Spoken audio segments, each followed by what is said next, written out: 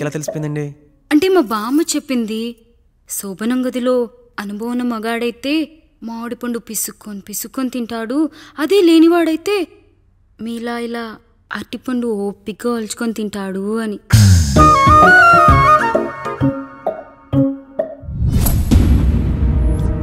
ఏంటవి? అవేంటో తెలీదా? ఫ్రెండ్స్కి పెళ్ళని చెప్తే హ్యాపీ బర్త్డే అనుకొని బెలూన్స్ ఇచ్చారు, ఫీల్ అవుతారు కదా అని 4 అక్కడ కట్టాను.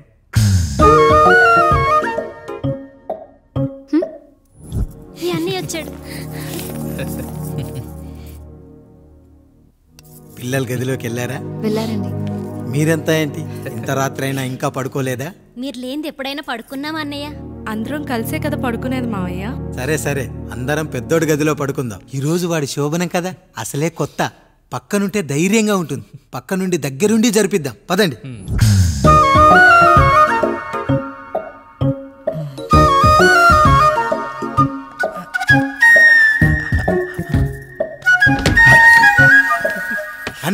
కానివ్వండి.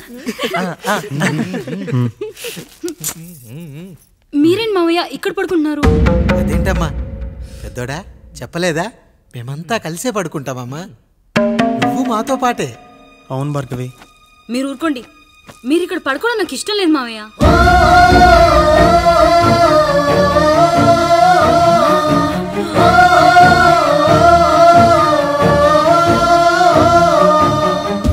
అదేంటమ్మా అలా అంటావు?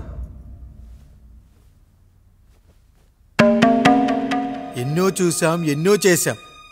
దుక్కి దున్ని కోత కోయకుండానే ఈ విత్తనాలన్నీ మొలకొచ్చాయంటావా తల్లి? అవన్నీ నాకు తెలియదు మావయ్య, మర్యాదగా బయటికి వెళ్ళండి.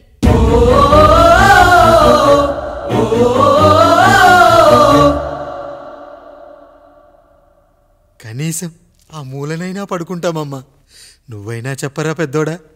అంటే తను ఇబ్బంది పడుతుంది కదా నాన్న.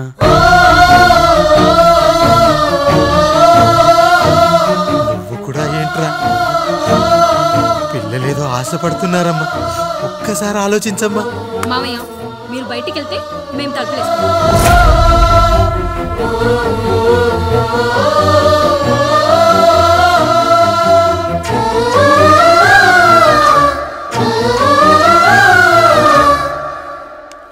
వేసుకోండి అమ్మా, వేసుకోండి, తలుపులు వేసుకోండి.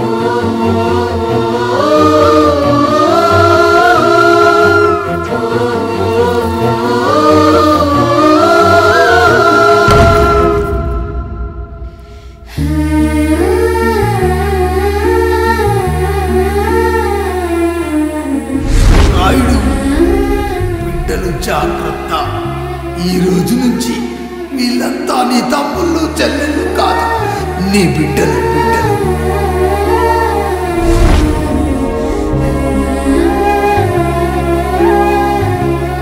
జానకి, ఏమండి?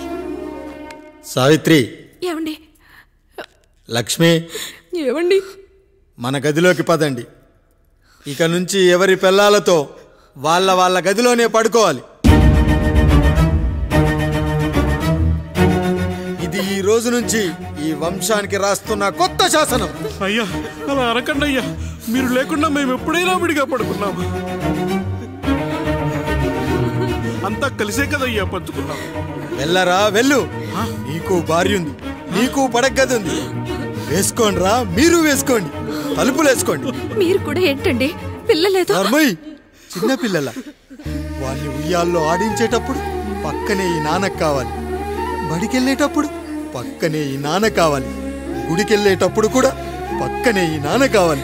కానీ శోభనం గదిలో మాత్రం పక్కనే ఉంటానంటే బరువయ్యాను జానకి, బరువయ్యాను.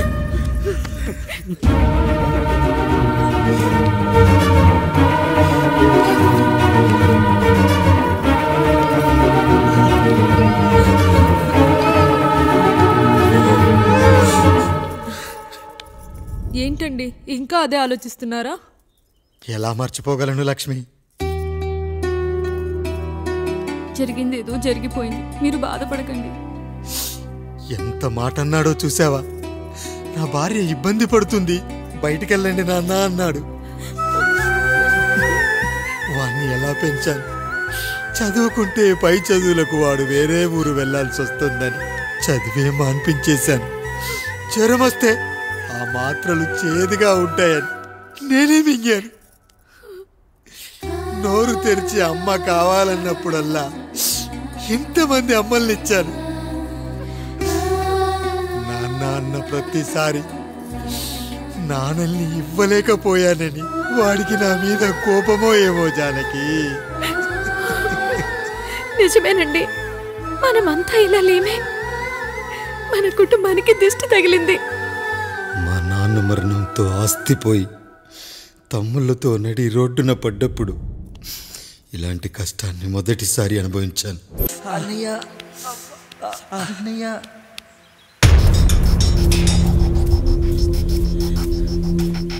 అయ్యా, ఏంట్రా రోడ్డు మీద కాలు కాలుతున్నా సరే తమ్ముళ్ళు చెప్పులు లేకుండా నడుస్తున్నారయ్యా, చెప్పులు లేకుండా నడుస్తున్నారయ్యా.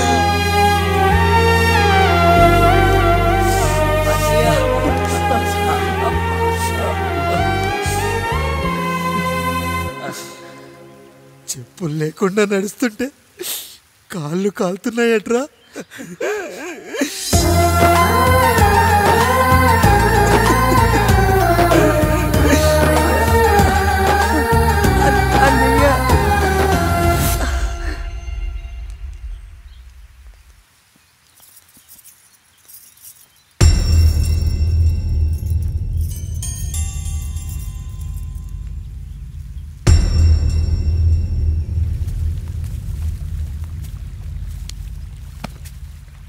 ఏరా కాముడు, అయ్యా బాధపడుతున్నావా? పెళ్ళేమైనా చేయమంటావా? వద్దులేండి అయ్యా, నాకు ఇది ఉందిగా చాలు, దీంతో నేను ఎలాగోలా సరిపెట్టుకుంటాను. దీనితో పాటు జీవితంలో నీకు ఓ తోడు కావాలి. రే గంటోడా అయ్యా, ఇక నుంచి కష్టాల్లో సుఖాల్లో వీడికి అన్నీ నువ్వేరా. మీరు శాసించాక నేను వేరే ఏదైనా ఆశించగలనా పెద్దయ్యా?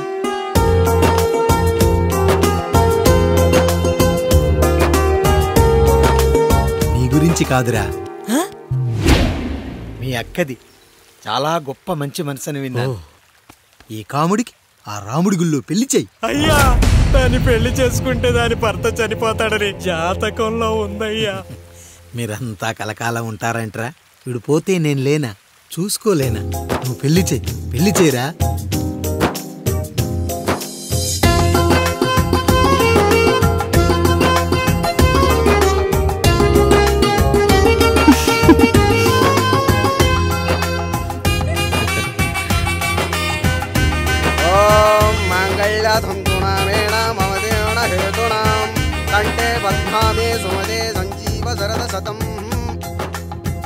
అయ్యా, ఏంట్రా? మీ చేత్తో నాకు దొంగగా జీవితాన్ని ఇచ్చారు, ఇప్పుడు ఒక భర్తగా భార్యనిచ్చారు. అదే బంగారు చేత్తో ఒక్క ముడివేసి పెట్టండి అయ్యా, మీ నీడను మేము చల్లగా ఉంటాం.